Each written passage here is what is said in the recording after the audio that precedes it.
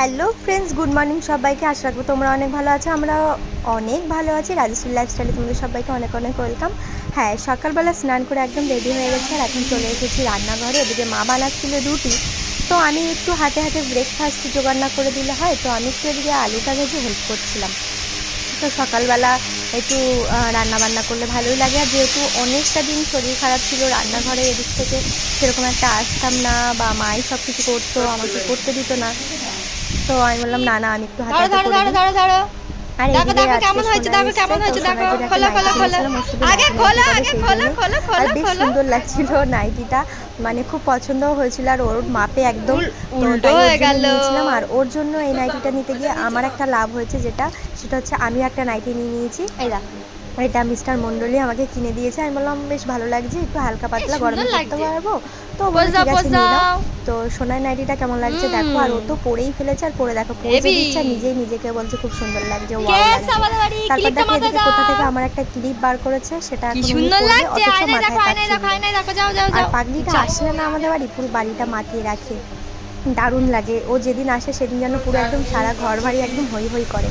আর এদিকে এখন চলো মা রান্না করছে কি সেটাই দেখিয়ে দিই। তো এদিকে হচ্ছে চিকেন কষা, আর ওদিকে চাটনি জোগাড় করেছে। আর দুই মা মিলে আর কি রান্না করছে। আর এদিকে আমার শাশুড়ি মাও রান্না করেছে।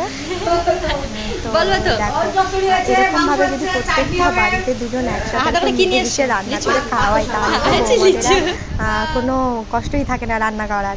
তো তারপর রান্নাবান্না হয়ে গেছে। এদিকে সোনাইকে আগে খাইয়ে দিচ্ছে, যেহেতু ও ঝাল টাল খায় না আর খুব ডিস্টার্ব করে খাওয়ার সময়, তাই ওকে আগে খাইয়ে দাইয়ে ঘুম পাড়িয়ে দেবে। আর ও সব সময় বড়দের মতন এই তরকারি খাবে, মাংস খেতে চাইবে, ওকে দেওয়া হয় না তাও জোর করবে। মানে বাচ্চারা এমনই হয়, মানে বড়দের খাবারই মানে ওদের পছন্দ হয় আর কি। আর খুবই ভালো লাগে যখন এরকম মা শাশুড়ি মা মানে দুই মা মিলে যখন একসাথে সব রান্না করে, একসাথে খাওয়া দাওয়া হয়, সত্যিই খুব ভালো লাগে। তো এই দেখো দাদা বৌদি এসেছিলো, সোনাইরা এসেছিলো, সেটা তো দেখলেই। আর এদিকে সবাই মিলে একসাথে লাঞ্চ সেরে ফেললাম। ফেলার পরে এদিকে কোল্ড ড্রিঙ্কস খেয়ে নিচ্ছি, কারণ খাওয়া দাওয়ার একটু চাপ হয়ে গেছে। আর মিস্টার মণ্ডল এদিকে দেখো একটা সোমপাপড়ি এনেছিল প্রভুজির, বাট সেটা একদম দলা হয়ে গেছে ফ্রিজে রেখে। আর তার সাথে দাদা নিয়ে এসেছিলো লিচু, মিস্টার মণ্ডল এনেছিল কোল্ড ড্রিঙ্কস। আর এইদিকে দেখো সব খাওয়া দাওয়ার শেষে ইনি ঘুম থেকে উঠে এখন গেছিলো ছাদে, এই আশফল তার এনে দিতে হবে। তো মিস্টার মণ্ডল ওকে এই আশফলটা এনে দিয়েছে। তো আজকের দিনটা কিন্তু বেশ এনজয় হতো, আনন্দের সাথে সাথে। এবার সোনাইরাও রেডি হয়ে গেছে, এবার ওরা বাড়িতে যাবে। তো দেখো এখন থেকেই টাটা দিচ্ছে, আর দুটো হাতে লিচুও রেখে দিয়েছে। তো চলো টাটা।